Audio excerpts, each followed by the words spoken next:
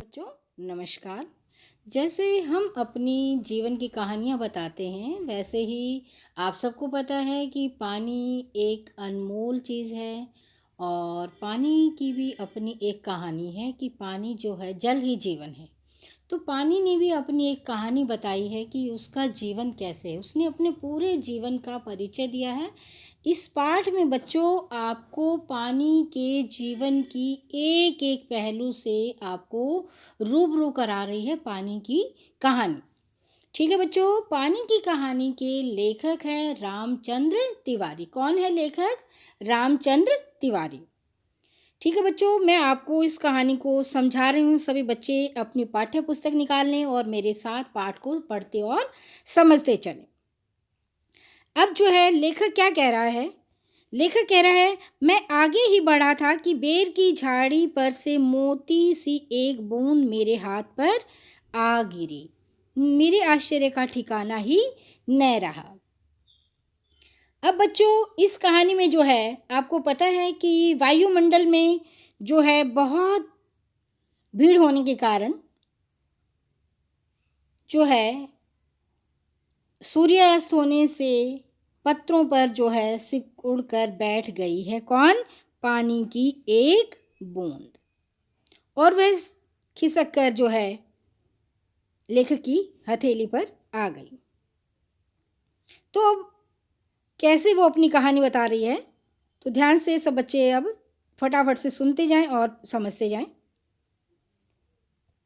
क्या कह रही है?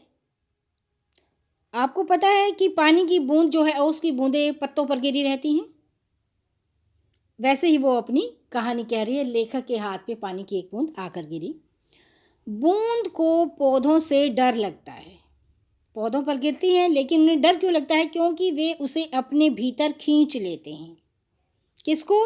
पानी की बूंद को। पानी को पेड़ जो है, पौधे जो हैं अपने अंदर खींच लेते हैं। लेखक ने अब जो है उसे पूरा भरोसा दिया कि नहीं, तुम मेरे हाथ पर सुरक्षित हो। क्योंकि वो पत्ते से कहाँ आ गई? लेखक के हाथ पर।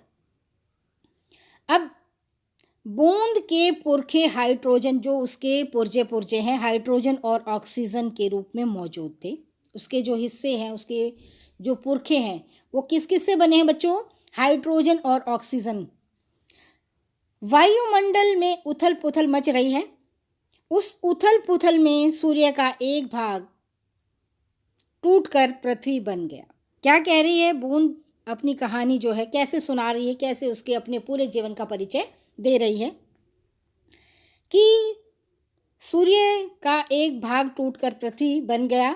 और पृथ्वी प्रारंभ में सब बच्चों आपको इतना अवगत है, जानकारी है कि पृथ्वी एक आग का दहकता हुआ गोला थी।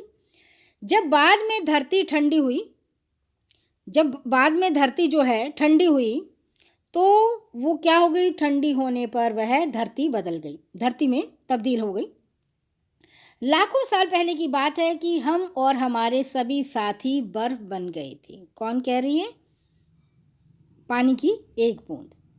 एक दिन हम पिघलने शुरू हुए। सबसे पहले हम क्या थे? बर्फ थे, फिर हम पिघलने शुरू हो गए और कई महीने हम समुद्र में भी घूमे।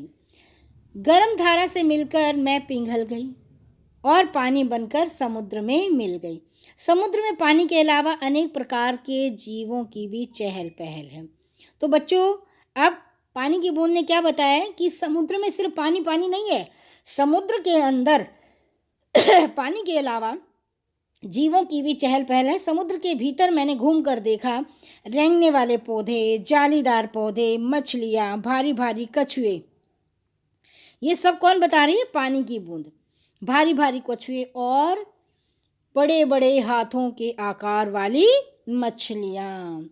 एक मछली तो आदमी से भी कई गुना लंबी थी। अधिक दूर समुद्र में जाकर देखा, वहाँ घोर अंधेरा था। क्या बता रही है बूंद? कि वहाँ पर जो है बहुत ज़्यादा अंधेरा था। वहाँ एक ऐसा जीव दिखाई दिया कि मानो कोई लालटेन लेकर घूम रहा हो। वो एक सुंदर सी मछली थी। क्या थी बच्चों? क्या बताया उसने?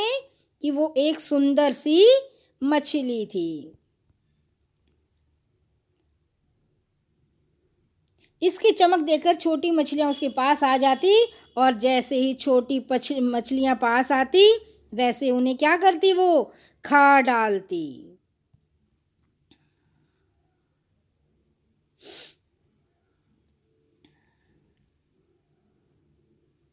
समुद्र की तह में जंगल है। क्या बताया उसने?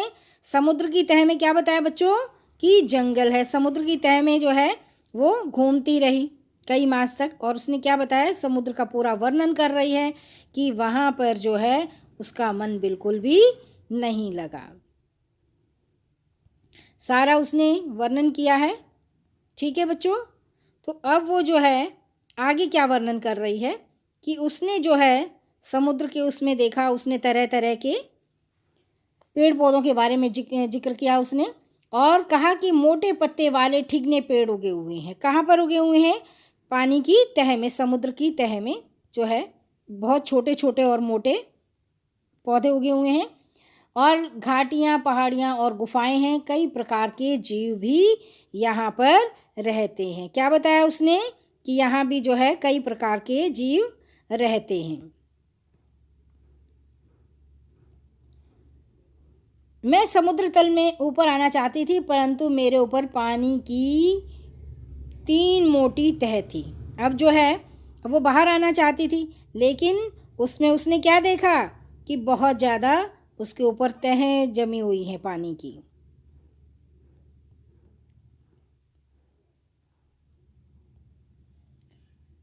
अब जो है अपने आपको वह भूमि के अंदर घुसाकर अपने आप को बचाना चाहती थी। अपने दूसरे साथियों के साथ वह अब चट्टान के अंदर घुस गई। कहाँ घुस गई बच्चों? वह अब चट्टान के अंदर घुस गई। अब हम सब चलते रहे। अचानक ऐसी जगह पहुँचे जहाँ का तापमान बहुत ज़्यादा अधिक था। कौन सी जगह पहुँचे? जहाँ पर तापमान बहुत ज़्यादा था। हम देखते ही देखते ऑक्सीजन और हाइड्रोजन में बदल गए। कहाँ, किस चीज़ में बदल गए बच्चों?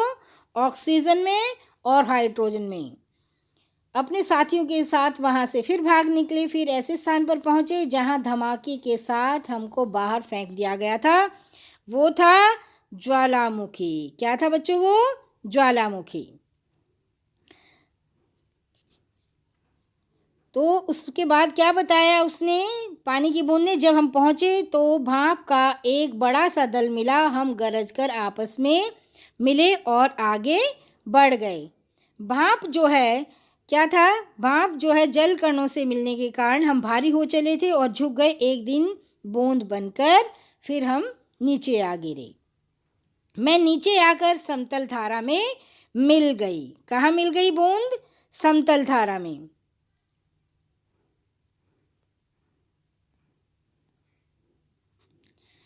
और जब एक नगर में पहुंची तो मोटे नल ने मुझे खींच लिया। क्या बता रही है? कि अब वो जो है कहाँ पर आ गई? कई दिनों तक वो कहाँ चली? नल में घूमती रही। अब वो बहते बहते नगर में आकर एक उसमें मिल गई। किसी तरह टूटे हुए से नल से निकलकर भागी और फिर मैं कहाँ समा गई? पृथ्वी में समा गई। फिर वहाँ से यही भागने की चेष्टा की उसने। बस मेरा भाग्य यही था। और एक दिन क्या कहा उसने?